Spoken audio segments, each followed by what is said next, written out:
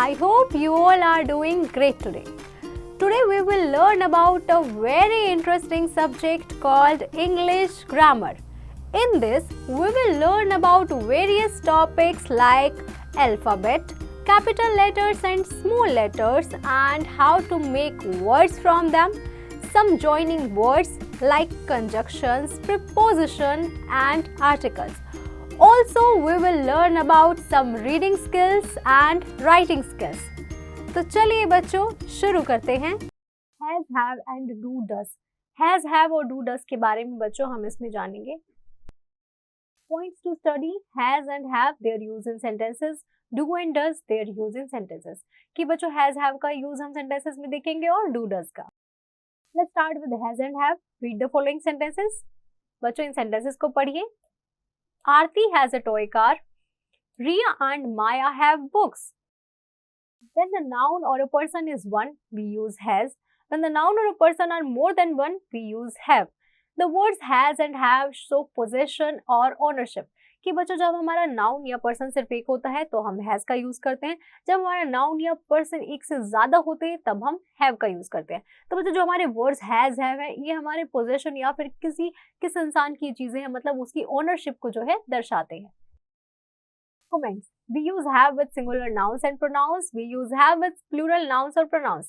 कि बच्चों has को हम singular noun और pronouns के साथ यूज करते हैं, have को हम plural nouns और pronouns के साथ यूज करते हैं.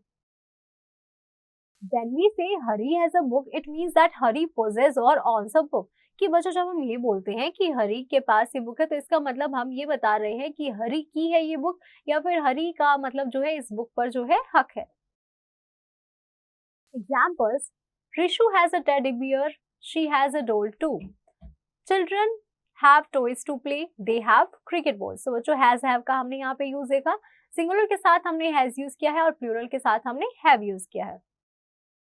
This is worksheet 1 that you have to do it by yourself. Now let's start with do and does. Read the following sentences. In sentences को पढ़िए बच्चों और do और does के बारे में जानते हैं. Do you go to school every day? Yes, I go to school every day. No, I do not go to school every day. It is clear from the above sentences that we use do or does to form negative and interrogative sentences. कि बच्चों इसमें हमसे पूछा गया है क्या आप daily school जाते हैं. वो कह सकते हैं कि हाँ मैं डेली स्कूल जाता हूँ, या फिर वो ये भी कह सकते हैं कि नहीं मैं डेली स्कूल नहीं जाता हूँ. तो बच्चों यहाँ पे हमने एक चीज देखी कि हम क्लियर हो गया कि मैम जो हम डू और डस का यूज करते हैं वो हम नेगेटिव या फिर इंटेरोगेटिव सेंटेंसेस को बनाने के लिए यूज करते हैं. For example, what do you eat for breakfast. Interrogative sentence है बच्चों. We do not fly kites. Negative sentence. तो बच्चों हमारा what do eat for breakfast हमारा क्या है, इंटेरोगेटिव है. We do not fly kites negative sentence है. We use do with I, we, you and they and all plural nouns. We use does with he, she, it and all singular nouns. कि बच्चों हम do का use जो है वो आई, we, you, दे मतलब सारे प्लूरल नाउन्स के साथ यूज करते हैं, और डज का यूज हम ही, शी, इट और सारे सिंगुलर नाउन्स के साथ यूज करते हैं. When we answer a question with do, we do not add s or es to the verb. When we answer a question with does, we add s or es to the verb. कि बच्चों जब हम किसी question का answer do के साथ देते हैं तो हम s और es वर्ब को ऐड यूज नहीं करेंगे, वर्ब में यूज नहीं करेंगे. लेकिन बच्चों जब हम does के साथ किसी क्वेश्चन का आंसर देते हैं तो हम उसमें जो है बच्चों s और es को जो है वर्ब में यूज करेंगे. For example students, what does a monkey eat. A monkey eats nuts. तो बच्चों यहाँ पे हमने eats nuts जो है यहाँ पे हमने क्या किया बच्चों, eat वर्ब का eats में कन्वर्ट किया क्योंकि क्वेश्चन में हमारा does था.